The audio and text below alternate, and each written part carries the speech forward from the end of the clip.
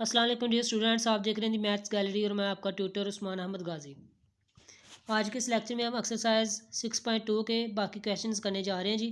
तो question number 8 में कह रहा है कि सॉल्व करें एक्स के लिए, यानी कि एक्स मालूम करना है हमने।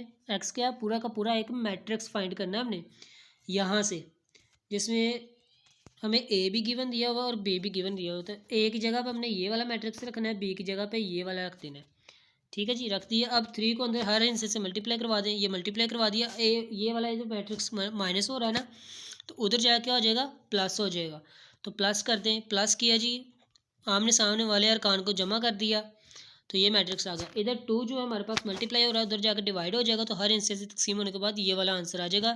तो ये हमारे पास एक्स मैट्रिक्स का आंसर आ गया। ठीक है जी, तो वेरी सिंपल।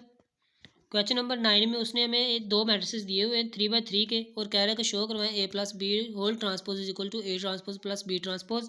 तो इससे रिलेटेड हमने एक एग्जांपल भी की थी, ऐसा ही है।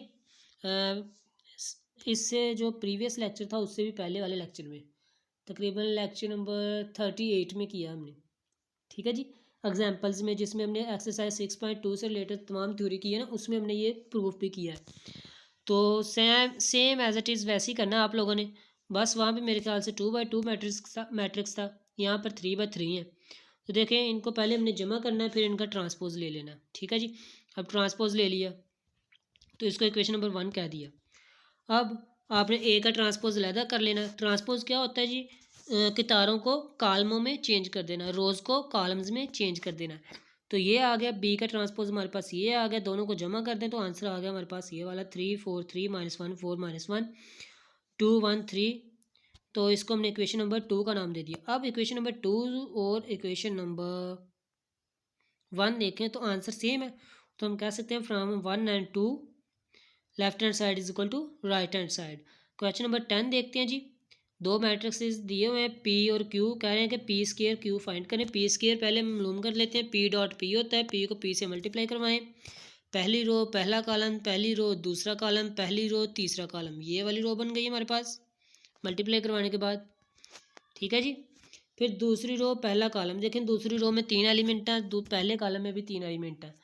तो पहले एलिमेंट को पहले से ज़रब दे दें, दूसरे को दूसरे से, तीसरे को तीसरे से ज़रब दे दें। ठीक है जी, तो ये काम मुकम्मल हो गया। अब फिर दूसरी रो दूसरा कॉलम इसकी जगह पे आ जाएगा। ठीक है, ये दूसरी रो और दूसरे कॉलम में आ जाएगा ये वाला। ठीक है जी, इनकी तरतीब को पता कैसे आती है, ये पहली रो और ये पहला कॉलम, ये आएगा पहली रो और पहले कॉलम की जगह पे, यानी कि इधर। फिर ये पहली रो और दूसरा कॉलम की जगह पे, ये पहली रो है और ये दूसरा कॉलम है, तो ये यहाँ पर आएगा। फिर पहली रो और तीसरा कॉलम, तो ये पहली रो और ये तीसरा कॉलम, तो ये देखिए जहाँ पे इंटरसेक्ट कर रहा है ना, वहाँ पे आएगा ये वाला। ठीक है, ये चीज़ें आप लोगों ने याद रखनी है। इसी तरह आप लोगों ने मल्टीप्लाई करने के बाद इसका आंसर निकाला है पी स्केयर का ये। अब पी स्केयर के साथ क्यू को मल्टीप्लाई करवाना है, कहाँ से, राइट साइड से। राइट साइड से मल्टीप्लाई हो रहा है क्यू, लेफ्ट साइड से नहीं मल्टीप्लाई हो रहा है। आपने लेफ्ट साइड से मल्टीप्लाई नहीं करवाना। ठीक है जी, आंसर गलत आएगा।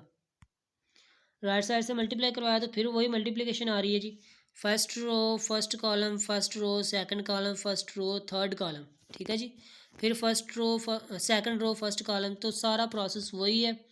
तो इसका आंसर हमारे पास ये आ रहा है। ओके, क्वेश्चन नंबर 11 में उसने हमें दिया है जी ए मैट्रिक्स और बी मैट्रिक्स दिया हुआ है। तो वो कह रहा है कि ये वाली थ्योरी प्रूव करें। ये जो आइडेंटिटी है ना, A B transpose equal to B transpose A transpose, तो ये भी हमने एक्सरसाइज 6.2 की जितनी भी थ्योरी की है उससे पहले हमने किया है एग्जाम्पल में। ठीक है, तो एज इट इज़ आपने करना है। पहले तो देखें ये मल्टीप्लाई हो सकते हैं ए बी। देखें इसकी कतारें कितनी हैं, कॉलम कितनी है, 3। इसकी कतारें कितनी है, 3, यानी कि मल्टीप्लाई हो सकते हैं। ठीक है जी, मल्टीप्लाई कर लें जी। पहली रो पहला कॉलम, तो यहाँ पर आप लोग पहले बना लें, पहली रो पहला कॉलम तो पहले नंबर पे आएगा। फिर पहली रो दूसरा कॉलम, पहली रो दूसरा कॉलम, तो ये यहाँ पर आएगा। ठीक है जी, यानी कि पहली रो का काम ख़त्म हो गया तो ये भी ख़त्म हो गया। फिर दूसरी रो पहला कॉलम, ये दूसरी रो ये बन गई और पहला कॉलम ये था, तो ये यहाँ पर आएगा। फिर दूसरी रो दूसरा कॉलम, ये दूसरी रो है, जो दूसरा कॉलम है, तो ये पॉइंट यहाँ पर आएगा। तो हमारे पास कौन सा मैट्रिक्स बनेगा, एक स्क्वायर मैट्रिक्स बन जाएगा। ठीक है जी, मल्टीप्लाई करवा देना आपने तो और हमारे पास आंसर ये आ गया। अब दूसरी साइड इसका हमने ले लेना ट्रांसपोज, तो ट्रांसपोज लेने के बाद ये आंसर आया। इसको हमने कहा दिया इक्वेशन नंबर 1। फिर हमने राइट हैंड साइड की तरफ जाना है, तो उसमें क्या गिवन है जी, पहले हमने ए का ट्रांसपोज लिया है, कितारों को कालमों में तब्दील कर दिया, फिर बी का ट्रांसपोज कालमों को कितारों में तब्दील कर दिया, फिर इन दोनों को जमा मल्टीप्लाई करवा दिया। बी ट्रांसपोज पहले रखा, ए ट्रांसपोज बाद में रखा, तो इनको मल्टीप्लाई करवाया। मल्टीप्लाई होते भी है कि नहीं होते देख लें। इसके कालम 3 है, इसकी कितारें 3 हैं जी, मल्टीप्लाई हो जाते हैं, कर दें जी। पहली कितार पहला कालम, पहली कितार दूसरा कालम, दूसरी कितार पहला कालम, दूसरी कितार दूसरा कालम। ठीक है जी। ज़रब दें तो जवाब हमारे पास आता है ऐसे। इसको क्वेश्चन नंबर 2 का आता है। तो आप अगर देखेंगे क्वेश्चन नंबर 1 और क्वेश्चन नंबर 2, तो दोनों का आंसर क्या आएगा, सेम आएगा। ये क्वेश्चन नंबर 1 -2 9 -3 5, ये -2 9 -3 5, तो आंसर सेम है। Hence left hand side is equal to right hand side. अब इस एक्सरसाइज का लास्ट क्वेश्चन है जी, क्वेश्चन नंबर 12।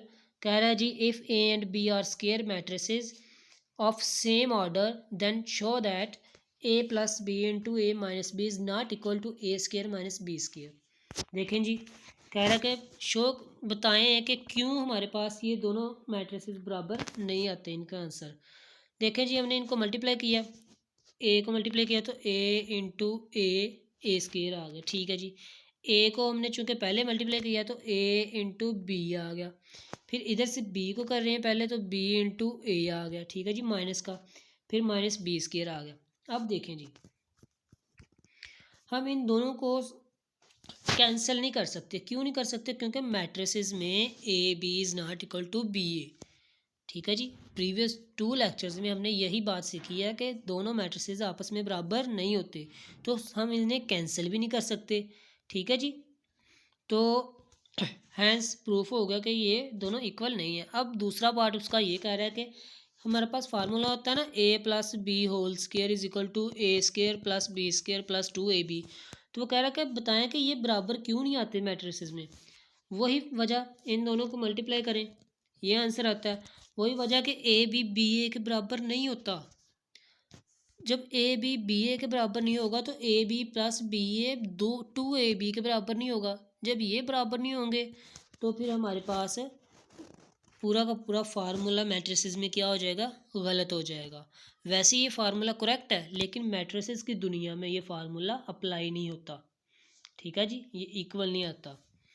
इसी तरह के यही रीज़न हमारे पास पार्ट नंबर 3 में है। ठीक है जी। इन दोनों को पहले आपने मल्टीप्लाई करवाना है, मल्टीप्लाई करवाने के बाद आंसर आ रहा है, तो कह रहा है कि इसको हम -2ab क्यों नहीं लिख सकते। हालांकि जब हमारे पास सिंपल है स्केल रियल नंबर्स में हमारे पास फार्मूला होता था -ab और -ba, तो हम उनको इधर उधर कर के ना अरेंज करके तो -2ab लिख लिया करते थे, ऐसे ही है। लेकिन मैट्रिसेस में ऐसे नहीं करते, क्योंकि B A is not equal to A B, so हम इसको -2ab नहीं लिख सकते। तो हमारे पास जो फार्मूला है A minus B whole square वो अप्लाई नहीं होता मैट्रिसेस में। तो ये A minus B whole square is not equal to A square plus B square minus 2ab। ठीक है जी। तो ये है इसका आंसर। तो उम्मीद है आप लोगों को एक्सरसाइज 6.2 से रिलेटेड तीनों लेक्चर्स की अच्छे से समझ आई होगी। अगर फिर भी कहीं पे कन्फ्यूजन है तो आप लोग कमेंट सेक्शन में पूछ सकते हैं, या अगर आप लोगों ने कोई क्वेश्चन सॉल्व करवाना हो कि सर इसकी हमें समझ नहीं आई, या कोई और बुक है उसका क्वेश्चन सॉल्व करवाना होता है, डिस्क्रिप्शन में व्हाट्सएप नंबर भी दिया हुआ है, व्हाट्सएप चैनल भी दिया हुआ है, लिंक भी दिया हुआ है व्हाट्सएप चैनल का, तो आप लोग मैसेज भी कर सकते हैं। ठीक है, आपको आंसर भी किया जाएगा, रिप्लाई भी किया जाएगा इंशाल्लाह। अगर आप कमेंट करते हैं तो आपको कमेंट्स में आंसर किया जाएगा इंशाल्लाह। ठीक है जी। अगर कोई कन्फ्यूजन है तो आपकी कन्फ्यूजन को भी दूर किया जाएगा। ठीक है, तो नेक्स्ट लेक्चर तक के लिए इजाज़त दीजिए। अल्लाह हाफिज़।